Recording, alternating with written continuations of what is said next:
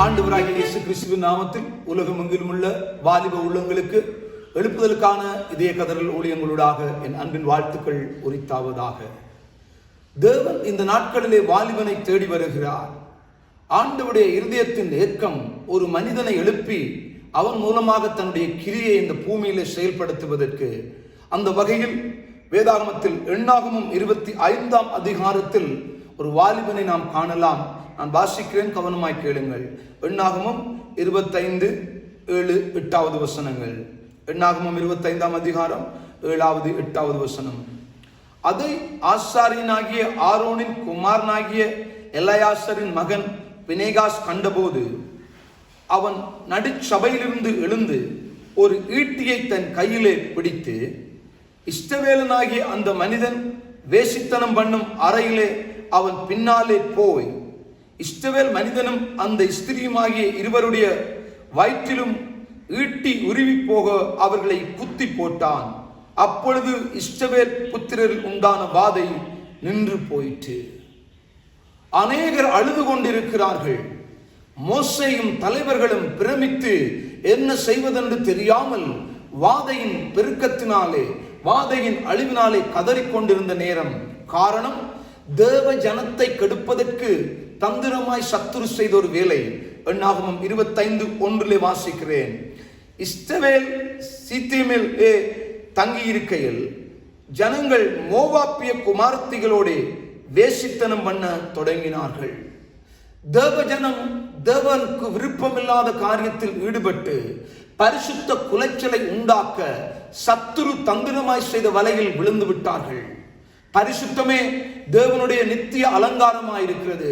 பரிசுத்தமே தேவன் வாழ்க்கையில் எதிர்பார்க்கிற முதல் தரமானதாயிருக்கிறது. அதை தேவ ஜனங்கள் அறிந்தும் அதற்கு செயல்படாமல், அதற்கு தங்களை விட்டு கொடுக்காமல் தேவனுக்கு முரட்டாட்டமாய் வேசித்தனம் பண்ண தொடங்கின பொழுது பெரிய வாதை எழும்பிவிட்டது. இந்த நாட்களிலும் கூட இந்த தேசம் தேவன் வெறுக்கிற அருவருக்கத்தக்க காரியங்களில் அதிகமாய் தன்னை விட்டு கொடுக்க முன் வந்திருக்கிறது. அன்பு வாலிப தம்பியே, தங்கச்சியே, உன்னுடைய வாழ்க்கையில் பரிசுத்தத்தை மேன்மைப்படுத்திக் கொள். ஆண்டவர் இங்கே பினேகாசை எழுப்புகிறார். அவனுடைய இருதயத்தில் ஒரு வாஞ்சை, எப்படி இதற்கு பதில் செய்வது? தேவனுடைய விருப்பத்தை அறிந்தவனாக கையிலே ஒரு ஈட்டியை எடுக்கிறான். யாரும் அங்கே அவனுக்கு சொல்லவில்லை. அங்கு நின்ற தலைவர்கள், அங்கு நின்ற கோத்திர பிதாக்கள், மூத்தவர்கள் ஒருவனும் அவனுக்கு சொல்லவில்லை. அவனாகவே பரிசுத்தத்துக்கு ஒரு வைராக்கியம் கொண்டு எழும்புகிறான். இந்த தேசத்துக்கு இந்த நாட்களிலே தேவையானவர்கள் பரிசுத்தத்துக்கு வைராக்கியம் பாராட்டுகிறவர்கள். குடும்பத்திலே பரிசுத்த வைராக்கியம், சபையிலே பரிசுத்த வைராக்கியம், கிராமத்திலே பரிசுத்த வைராக்கியம், நீ வேலை செய்கிற பிரதேசங்களிலே பரிசுத்தத்துக்கான வைராக்கியத்தை பாராட்டு.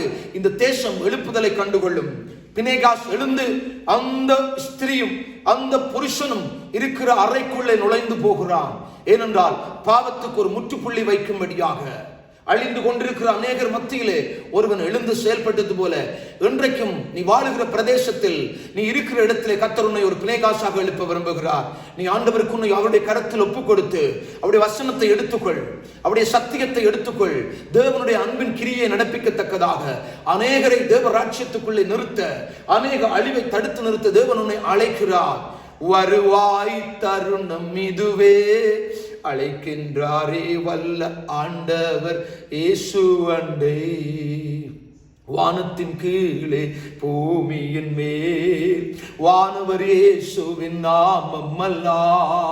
வானத்தின் கீழே பூமியின் மேல் வானவர் இயேசுவின் நாமம் அல்லா.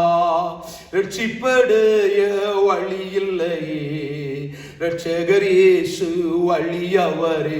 வருவாய் தருணம் இதுவே, அழைக்கின்றாரே வல்ல ஆண்டவர் இயேசு அண்டை. பினேகாசுகள் எழும்புகிற காலம் இது. இலங்கையிலும் உலகமெங்கிலும் ஒவ்வொரு ஆண்டவரை அறிந்த குடும்பத்திலும் பினேகாசுகள் எழும்பட்டுக்கும். பரிசுத்தத்தும் வைராக்கியம் பாராட்டுகிற பிள்ளைகள் எழும்பியாக வேண்டும். ஆண்டவர் இதை இந்த நாட்களில் என்னுடைய இருதயத்திலே கேட்கிறார். இதற்கு பதில் செய்ய உன்னை ஒப்புக் கொடுப்பாயா? ஆண்டவர் உனக்காக காத்திருக்கிறார். தேவ சமாதானம் உங்களுக்கு உண்டாவதா.